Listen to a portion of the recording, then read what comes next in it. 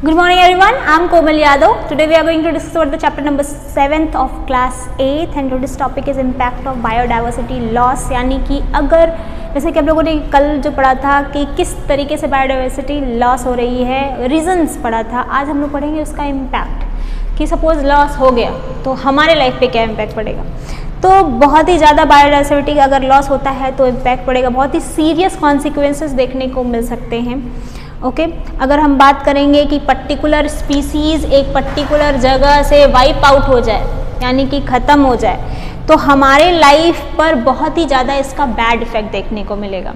अगर आप बात करें कि कोई एक पर्टिकुलर जगह से अगर कोई स्पीसीज़ गायब हो जाती है, प्लांट की, एनिमल की, तो कई सारे जो हमारे फ्यूचर में बहुत सारे ऐसे भी बायोडाइवर्सिटी में चीज़ें होंगी जो हमारे लिए बहुत ही यूज़फुल होंगी जिनके बारे में हमें पता ही नहीं है। जैसे कि कई सारे मेडिसिन्स हैं। ओके एक पर्टिकुलर लैंड में कई सारे ऐसे प्लांट पाए जाते हैं जो बहुत ही ज़्यादा इंपॉर्टेंट होते हैं, बहुत ही बेनिफिटेड होते हैं हमारे लिए। कई सारे प्लांट्स के बारे में फुल इन्फॉर्मेशन अभी तक हमें नहीं है। अगर उनकी जानकारी होने से पहले ही वह ख़त्म हो जाए तो ये हमारे लिए बहुत ही ख़राब सिद्ध हो सकता है, बहुत ही ख़राब कह सकते हैं, बहुत ही बैड इफेक्ट पड़ सकता है। जो कि कह सकते हैं कि फ्यूचर में ऐसे कई सारे बायोडाइवर्सिटी जो अगर ये बायोडाइवर्सिटी लॉस होती है तो हमें कई सारी चीज़ें, कई सारे ऐसे मेडिसिन के बारे में इंफॉर्मेशन ही नहीं मिल पाएगी जो कि बहुत ही सीरियस इलनेस को क्योर कर सकता है। ओके यानी कि कई सारे ऐसे मेडिसिन हमारे पास पहुंचने से पहले ही फिनिश हो जाएंगे, विलुप्त हो जाएंगे, ख़त्म हो जाएंगे, लॉस हो जाएंगे अगर हम लोग की बायोडाइवर्सिटी लॉस होती है तो कह सकते हैं कि इसका बैड इफेक्ट हमारे पास देखने को मिलता है। अब हमारा इसका नेक्स्ट टॉपिक है कंजर्वेशन।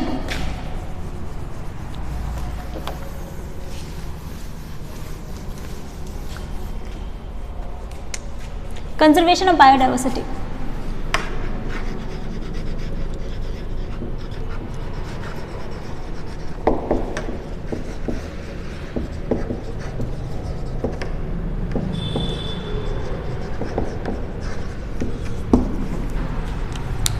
अगर हम बात करें कंजर्वेशन ऑफ बायोडाइवर्सिटी की,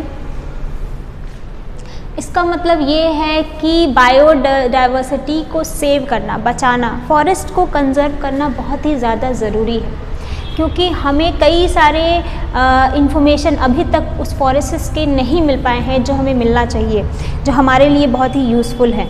ह्यूमन एक्टिविटी के वजह से ये क्या होता है, पूरी तरीके से फॉरेस्ट क्या हो रहे हैं, रेडिकेट हो रहे हैं, लॉस हो रहे हैं, बायोडाइवर्सिटी का लॉस हो रहा है। तो हमें उस बात का ध्यान रख करके उस ह्यूमन एक्टिविटी को रिस्ट्रिक्ट करना चाहिए।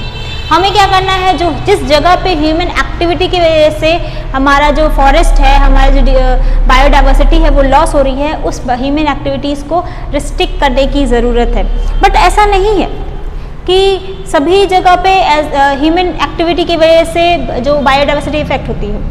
कई सारे ऐसे जगह हैं जहाँ पे ह्यूमंस क्या करते हैं, ट्राइब्स बना करके, जिसको हम लोग बोलते हैं आदिवासी टाइप, ओके, वो वहाँ रहते हैं and without any kind of disturbance वो उसी जगह पर अपनी लाइवहुड को यानी कि अपनी ज़िंदगी को वहाँ पे आराम से गुजार रहे हैं। प्लांट में उसी फॉरेस्ट में रहते हैं, फॉरेस्ट में रह करके उसी फॉरेस्ट की हेल्प से वो अपनी लाइफ को आराम से स्मूथली रन कर रहे हैं, लेकिन किसी भी टाइप का कोई भी इम्पैक्ट उस बायोडाइवर्सिटी पे नहीं पड़ रहा है। लेकिन हमें कहाँ रिस्ट्रिक्ट करने की ज़रूरत है ह्यूमन एक्टिविटी को, जहाँ पे ये हार्म पहुँच रहा है। यानी कि कई सारे ऐसे जगह हैं जहाँ पे ह्यूमन एक्टिविटी के वजह से बायोडाइवर्सिटी लॉस हो रही है। तो पहले हमें उस जगह को चूज़ करना पड़ेगा कहाँ पे ह्यूमन एक्टिविटीज़ की वजह से बायोडाइवर्सिटी इफेक्ट हो रही है, इम्पैक्ट कर रही है, वहाँ पे पूरी तरह से इफेक्टेड हो रही है। उसको जगह चूज़ करना है, चूज़ करने के बाद उसको रिस्ट्रिक्शंस लगाने हैं ताकि वहाँ पे जो भी बायोडाइवर्सिटी है वो उसको प्रिजर्व कर सके, उसको कंजर्व कर सके। ओके जैसे कि वहाँ के फ्लोरा और फना और हैबिटेट पे किसी भी टाइप का इफेक्ट ना पड़े, तो पहले हम उस जगह को चूज़ करेंगे और उसके बाद से वहाँ पे कुछ रूल्स, कुछ नियम लागू कराएंगे। तो पहले इसके लिए हमारे वर्ल्ड ऑर्गेनाइजेशन ने international union for the conservation of national, okay, जो कि यूनाइटेड नेशन ने एस्टैब्लिश किया है, जिसमें कई सारे ऐसे जगह पर रिस्ट्रिक्शंस लगाए गए हैं ताकि वाइल्ड लाइफ को बचाया जा सके, जिसको हम लोग बोलते हैं international union of the conservation of nature. Okay, United nation ने बनाया है ताकि हम वाइल्ड लाइफ को बचा सके।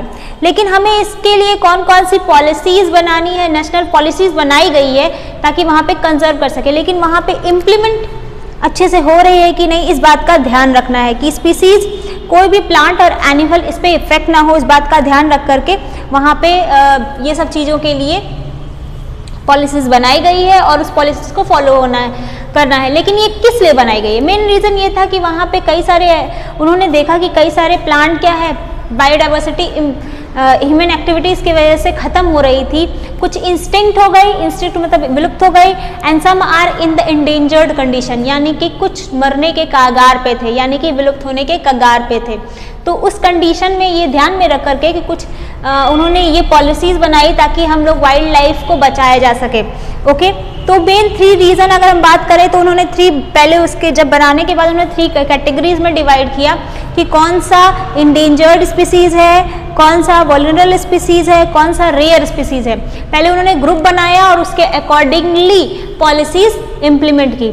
हम लोग पॉलिसीज़ क्या थी और वो ग्रुप कौन सा था वो हम लोग बाद में पढ़ेंगे। आज के लिए इतना ही। Thank you, have a nice day.